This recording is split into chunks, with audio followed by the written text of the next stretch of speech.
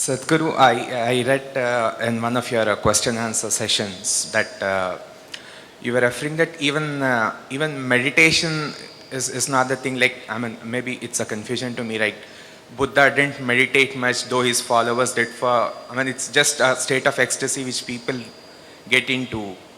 Uh, is it that? Uh, like, of course, I meditate and get the feeling of bliss and ecstasy, and it remains throughout the day. Is that enough for a spiritual journey? I'm a bit confused. It's enough incentive. It's only an incentive. Ecstasy is only an incentive. If it's painful, would you do it? No. So you feel blissful and ecstatic, that's only an incentive, that's not the goal. So Buddha was ecstatic? No, Buddha was never ecstatic. Did you ever see him dancing? He just sat like this.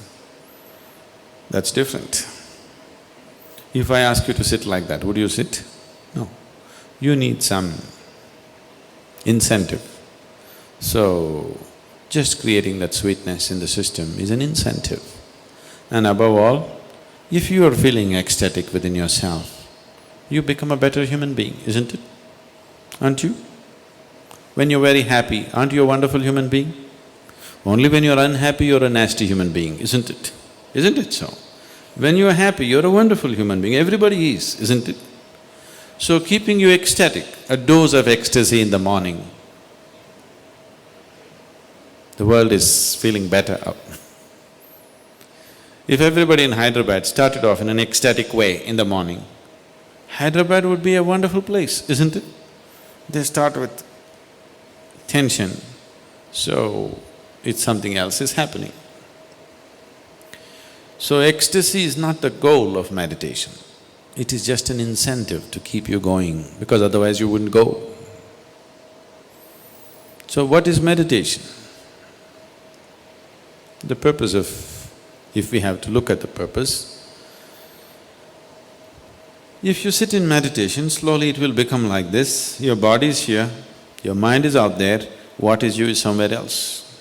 Once these three things are happening separately, once there is a space between you and the body, between you and the mind, this is the end of suffering. Once the fear of suffering is taken away, only then you will keep your instinct of self-preservation down, otherwise you won't keep it down. As long as the fear of suffering is there, you will not keep the instinct of self-preservation down. The only reason why you are naturally not spiritual is because you have empowered your instinct of self-preservation too much. All the time it is trying to make you like a bubble in the world, separate bubble, not willing to mix with anything. So unless you keep your instinct of self-preservation down, you will not become spiritual in any way. You will not know life as one happening.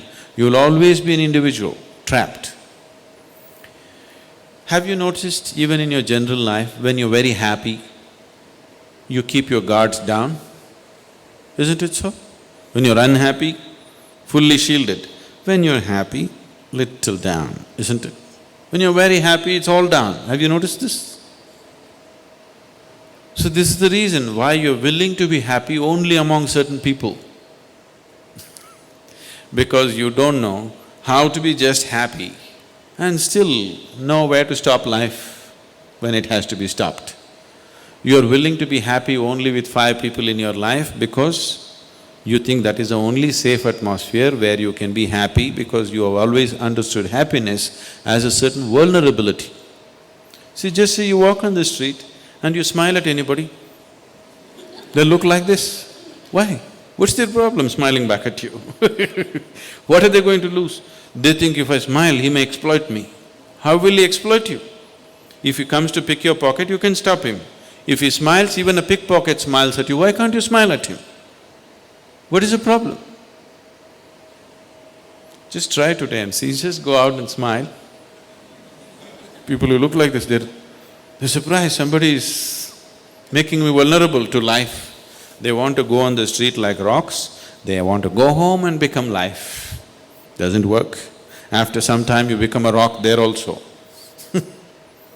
If you want to be life, you must practice it everywhere, isn't it? So, Meditation gives you that space between you and your body, between you and your mind. Whatever suffering human beings have known, it has either entered them through the body or through the mind. Do you know any other kind of suffering? There are only two kinds of suffering, isn't it? Once you have a distance from these two things, this is the end of suffering. Once the fear of suffering is taken away, only then you are willing to venture into other dimensions of life. Otherwise, no matter what I tell you, you are only looking for safety.